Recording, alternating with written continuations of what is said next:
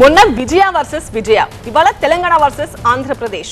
ఇప్పుడు తెలుగు రాష్ట్రాల్లో వినిపిస్తున్న మరొక కల్తీ కథ ఇది. డైరీ ప్రొడక్ట్స్ విషయంలో మొదలైన డిష్యం ఇప్పుడు రెండు రాష్ట్రాల మధ్య జగడంగా మారే సూచనలు కనిపిస్తున్నాయి.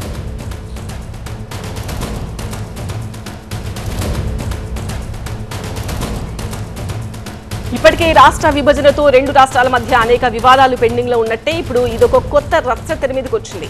ఏపీ విజయ బ్రాండ్ నెయ్యిలో కల్తీ జరుగుతోందని, దానివల్ల తెలంగాణ విజయ బ్రాండ్ కు చెడ్డ పేరు వస్తోందని Telangana dairy development chairman Amit Reddy చేసిన ఆరోపణలకు కౌంటర్ ఇచ్చింది ఆంధ్రప్రదేశ్. డైరీ ప్రొడక్ట్స్ నాణ్యత విషయంలో రాజీ పడే ప్రసక్తి లేదు అంటున్నారు AP dairy development director Venkataramana. Telangana చేసిన ఆరోపణలకు సంబంధించి అలాంటి రిపోర్ట్స్ ఏవి తమకు రాలేదన్నారు.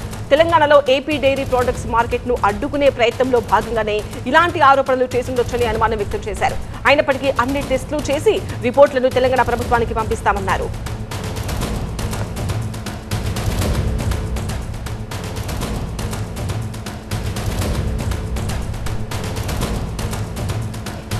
అంటే మాకు అటువంటి రిపోర్ట్స్ ఏమీ మాకు ఇక మా ఆఫీస్కు రాలేదండి, Telangana dairy development cooperative federation నుంచి.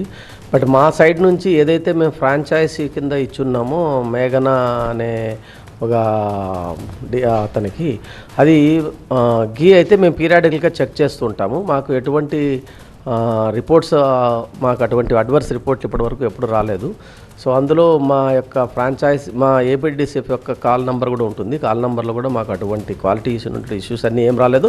బట్ హవెవర్ మేము మళ్ళీ వాటిని శాంపుల్స్ తీసుకుంటున్నాము, చెక్ చేస్తున్నాము. శాంపుల్స్ అన్ని తీసుకొని ల్యాబ్లో టెస్టులు చేసిన తర్వాత వాస్తవాలంటే వాళ్ళకు కూడా తెలియపరుస్తాం. ఈ ట్రయల్ రన్ జరుగుతుంది కాబట్టి మిల్క్ సప్లై కూడా అయితే వాళ్ళకి ఇబ్బంది అయిద్దన్న ఉద్దేశంతో వాళ్ళు ఆరోపణలు చేశారనుకోవచ్చా?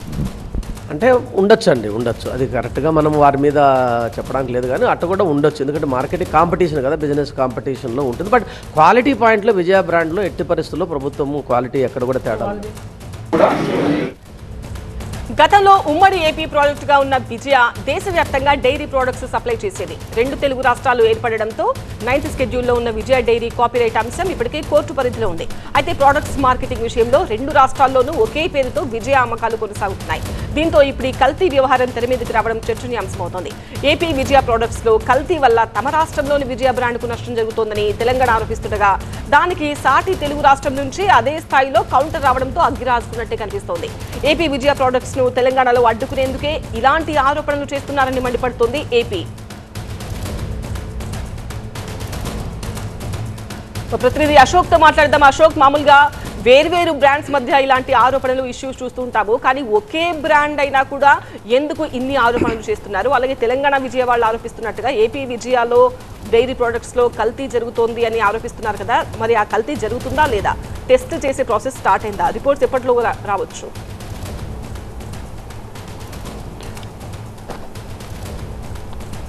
రైట్, ఈ వ్యవహారం అయితే చిలికి గాలివాన్లాగా మాట్లాడుతున్న పరిస్థితి మనకు కనిపిస్తుంది. మెయిన్గా అయితే ఈ బ్రాండే అనే ఇష్యూయే మెయిన్గా కనిపిస్తుంది. బ్రాండ్కి సంబంధించినటువంటి ఇష్యూ వల్లనే ఈ రెండు రాష్ట్రాలకు సంబంధించినటువంటి ఇష్యూగా మారిన నేపథ్యం మనం చూస్తున్నాం. దీనికి సంబంధించి అయితే గతంలో గుత్తా అమిత్ మాట్లాడిన నేపథ్యం చూసాం. దానికి సంబంధించినటువంటి ఆధారాలు అన్నీ కూడా ఆయన బయటపెట్టడం జరిగింది. దానికి కౌంటర్గా ఈరోజు అక్కడి నుంచి కూడా రియాక్షన్ రావడం జరిగింది. సో మన ఆ కౌంటర్కి సంబంధించి ఆయన ఏం మాట్లాడతాడు, గుత్తా అమిత్ ఏం మాట్లాడతాడో కూడా తెలుసుకునే ప్రయత్నం చేద్దాం. సార్ చెప్పండి, ఏంటి అసలు దీనికి సంబంధించిన దానిపైన మీరు ఏం చెప్తారు?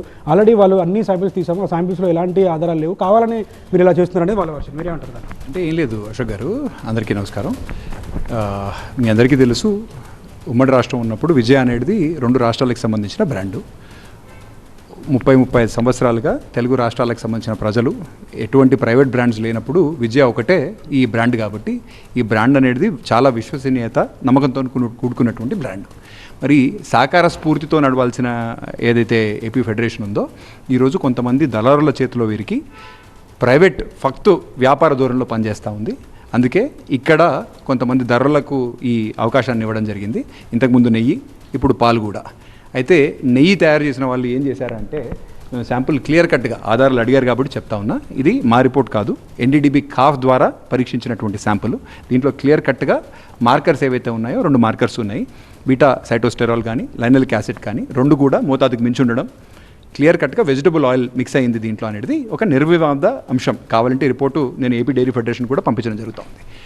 ఇందాక మీరు అన్నట్టు వాళ్ళు శాంపుల్స్ తీసుకుంటాననేసి అన్నారు. ఎన్ని రోజులకు ఒకసారి శాంపుల్ తీసుకుంటున్నారు, రోజు తీసుకుంటున్నారా, ప్రతి బ్యాచ్ తీసుకోవాల్సిన అవసరం ఉంటుంది. ఎందుకంటే ఎప్పటికప్పుడు వాళ్ళు ప్రొడక్షన్ అనేది పారామీటర్స్ మార్చుకోవచ్చు. కాబట్టి అంత మన సొంత సంస్థలో మనం తయారు చేస్తే, సహకార వ్యవస్థలో మనమే డైరీ, ఒకవేళ నిజంగానే ఏపీ డైరీ అనేది సొంతంగా డైరీ వ్యాపారం నిర్వహిస్తూ వాళ్ళ డైరీలోనే శాంపుల్స్ పికప్ చేస్తే ఓకే, నమ్మొచ్చు.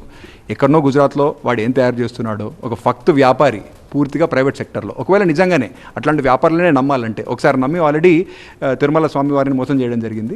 భవిష్యత్తులో కూడా అట్లనే చేయదలుచుకుంటే ఇట్లాంటి ప్యాకెట్ల నెయ్యినే తిరుమల తిరుపతి దేవస్థానానికి కూడా సప్లై చేసి, అప్పుడు ఒకవేళ ప్రజల నుంచి ఏం ఫీడ్బ్యాక్ వస్తుందో తీసుకుంటే బాగుంటుంది అనేది నా ఆలోచన. పర్టికులర్గా మీరు సంబంధించినటువంటి ఆధారాలు దేవని అవన్నీ ఏపీ గవర్నమెంట్ పంపించడం జరిగిందా, వాళ్ళతో మీరు మాట్లాడడం జరిగిందా? ఈ ఆధారాలు ఈ మధ్యనే మీడియా ముఖంగా ప్రవేశపెట్టడం జరిగింది. కాకపోతే మనము సహకార రంగంలో ఎటువంటి స్ఫూర్తితో పనిచేయాలి, ఏం చేస్తే బాగుంటుంది అనేది ఖచ్చితంగా నేను మాకున్నటువంటి అంశాలు ఏవైతే ఉన్నాయో నేను ప్రత్యేకంగా నేనే ఏపీకి సంబంధించిన చీఫ్ సెక్రటరీ గారికి ఇంతకుముందు ఉత్తరం రాయడం జరిగింది. అదేవిధంగా మా ఎండీ గారు, తెలంగాణ ఫెడరేషన్ ఎండీ గారు కూడా ఏపీ ఫెడరేషన్ ఎండీ గారికి కూడా 2 పర్యాలు ఉత్తరాల ద్వారా తెలియజేయడం. పర్టికులర్గా బిజినెస్కి సంబంధించిన దానిపైన మాత్రమే ఒత్తిడి తట్టుకోలేక, మా బిజినెస్ తట్టుకోలేక ఇలాంటి చేస్తున్నారు ఆరోపణలు కూడా వాళ్ళు చెప్తారు. ఏమంటారు? అసలు ఎటువంటి కంపారిజన్ అండి? అసలు ఏపీ డైరీకి ఉన్నటువంటి వ్యాపారం ఏంటి? రైతుల నుంచి పాల సేకరణ చేస్తూ ఉన్నారా, సహకార రంగంలో పనిచేస్తూ ఉన్నారా, శీతలీకరణ వ్యవస్థ ఉందా లేదా, డైరింగ్ అనేది జరుగుతుందా లేదా? వాళ్ళు ఒకసారి నేను వాళ్ళ మేనేజ్మెంట్ని అడుగుతున్నా, ఏపీ ప్రభుత్వాన్ని అడుగుతా ఉన్నా. మాతో పాటు పోటీ అనేది సమూజ్యాల మధ్యలో ఉంటుంది కాబట్టి, కానీ ఎటువంటి వ్యవస్థ లేదు, సహకార రంగంలో పనే చేయట్లేదు. పూర్తిగా విజయ బ్రాండ్ ఏదైతే అమ్మలాంటి బ్రాండ్ ఉందో ఆ బ్రాండ్ని మార్కెట్లో అమ్మకానికి పెట్టి కొంతమంది ప్రైవేట్ దళారులకు ఈ వ్యాపారాన్ని అడ్డగట్టి వాళ్ళు గుజరాత్లోనో వేరే రాష్ట్రాల్లో ఎటువంటి తెలుగు రైతులతో సంబంధం లేకుండా లీటర్కి రూపాయి లాభం, కొంత రాయల్టీ గురించి అని చెప్పేసి ఎటువంటి నాణ్యతకు పూర్తిగా తిలోదకాలు ఇచ్చి కల్తీకి ఆస్కారం ఉన్నటువంటి పద్ధతుల్లో నెయ్యిని తయారు చేస్తూ, పాలను తయారు చేస్తూ మా తెలుగు రాష్ట్రాల్లో హైదరాబాద్లో ముఖ్యంగా అమ్మే ప్రయత్నం చేస్తూ ఉన్నారు. మా ప్రజల ఆరోగ్యంతో చెలగాటమాడుతూ ఉన్నారు. మా రైతాంగానికి సహకార రంగంలో పాడి రైతులు ఎవరైతే ఉన్నారో వాళ్ళకి నష్టం చేసే విధంగా ప్రయత్నిస్తే మటుకు ఊరుకునేది లేదు.